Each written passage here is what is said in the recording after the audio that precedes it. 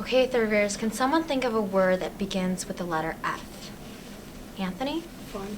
Fun, that's a good word. What's another word that starts with the letter F? Natalie? Friend. Friend. That's fantastic, which begins with the letter F too. Can someone think of a word that begins with the letter G? Jules? Grandma. Grandma. Do you miss your grandma right now? Yes. What about another word that begins with the letter G? Can I have one more? Yes, Leanne. Grape. Grape. And how about a word that begins with the letter H? Amy? H is for homeless. H is for homeless.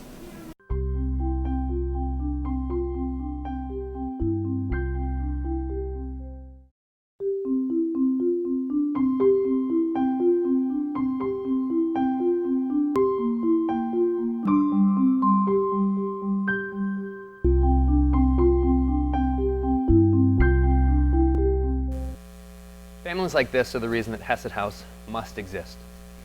Every bed you see here will be filled tonight with someone that calls Hesed House home. And why are people homeless? Why do people live at Hesed House? Well, there's many stories that there are individuals, but there is one common theme. These are men, women, children, entire families in crisis. There are oftentimes people who are marginalized by the circumstances of life, the circumstances of society, and we find our scriptures say to us that that's where Christ served people. And then he called us into that same kind of work, to feed the hungry and clothe the naked, to visit those who are imprisoned, to welcome the stranger. It's a ministry that the church is called to do. I believe it validates her reason for being. There are actually 4 separate nonprofit corporations at Hesed House. There's Hesed House, which serves something like a shopping mall for other nonprofits to help facilitate their work, their mission to serve poor and homeless individuals and families. Then there's the Aurora Soup Kitchen, which serves lunch on Mondays and Fridays to homeless and non-homeless individuals. There's the Aurora Interfaith Food Pantry, which provides grocery assistance to non-homeless individuals in the Aurora area. And then there's Public Action to Deliver Shelter, or PADS, which has multiple programs just for homeless people. The first of those is the PADS Overnight Emergency Shelter, which is open from 7 p.m. till 7 a.m. and is one of the largest homeless shelters in Illinois. There's the PADS AM Daytime Drop-In Center, which operates under the philosophy that if you're homeless at night, you're homeless during the day too. There's the Transitional Living Community, which provides transitional living, transitional housing, dormitory-style housing for particularly families who are looking to stabilize their lives and move up and move out. Then we've got multiple clinics that operate. We've got the Rainbow Medical Clinic, which is an all-volunteer medical clinic, which operates once a week. We've got the volunteer legal clinic, Hope Clinic, which provides volunteer and free legal services to homeless individuals. We've got Working for Success, which is a job coaching program. In addition to all that, we've got case managers who meet one-on-one with homeless individuals.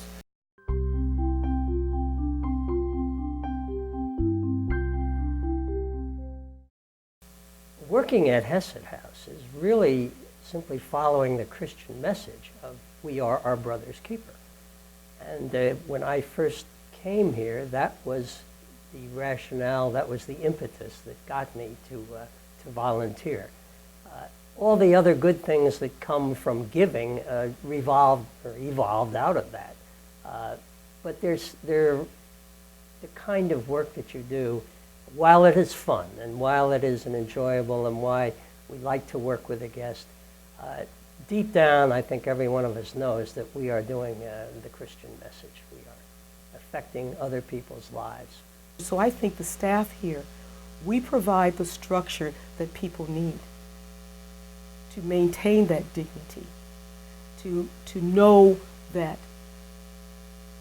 people expect of them. We expect them to respect themselves, expect them to respect each other, and expect that they will do something better for themselves, whatever that is that they want to do. Because St. Thomas is an affluent parish, and I think it's very good for parishioners to be involved. If they can't come here to volunteer, everyone gets involved by preparing some part of the meal. If they can't prepare the meal, maybe donate a couple gallons of milk and whatever. And it's good. it's a good thing for the parish to be involved that way.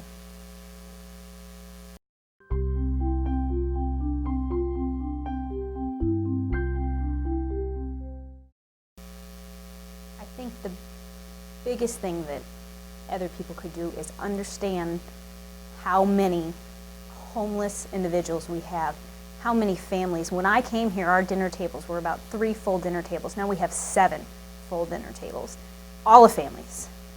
I mean, we have a waiting list for families to get into TLC. To understand that the problem is not going away, that homelessness is getting worse. Families are the #1 increasing homeless population, and that they need to do something about it because we have to take care of each other. I got a paper from my friend, and it had the article of when Gage's dad had the plane crash from Iraqi shot it down. And I was like, no, you gotta be kidding me. She goes, no, and he knew he had a baby though before he died.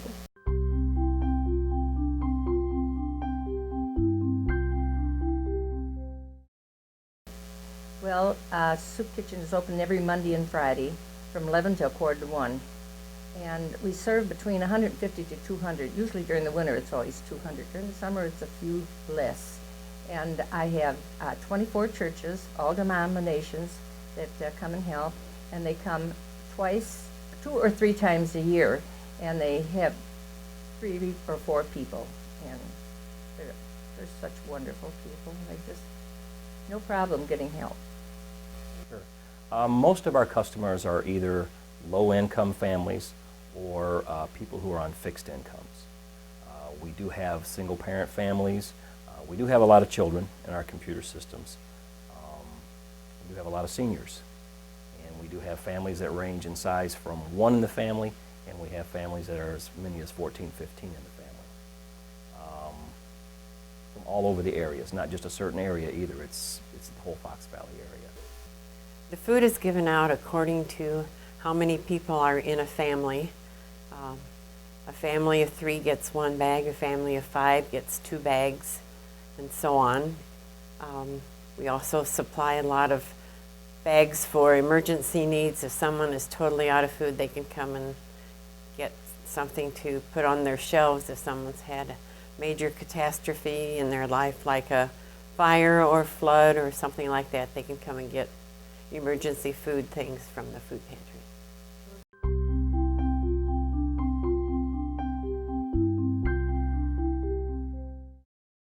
I've talked to a lot of people, and they say something that echoes true with me, and that's that they have a need, that I have a need, to come down to Hesed House and help people who, in a very real way, would not otherwise be helped.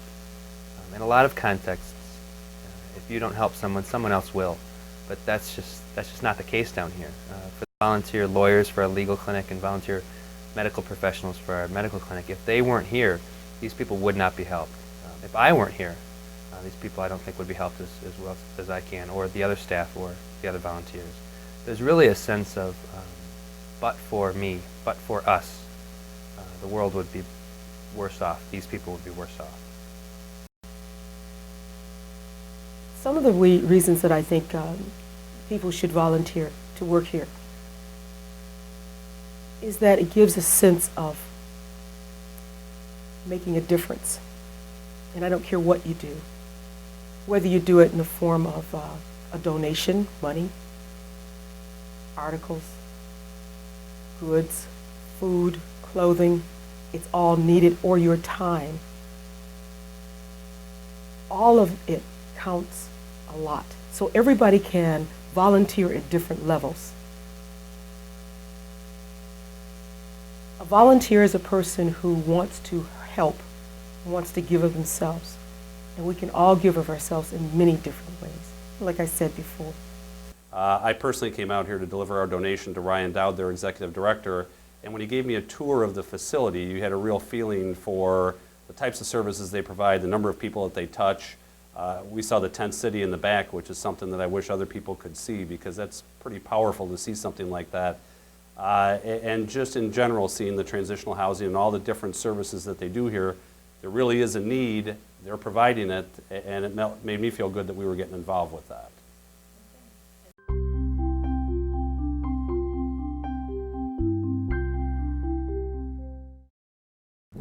Homeless shelters should not have to exist. Food pantries should be unnecessary, and soup kitchens should be a memory of the Great Depression.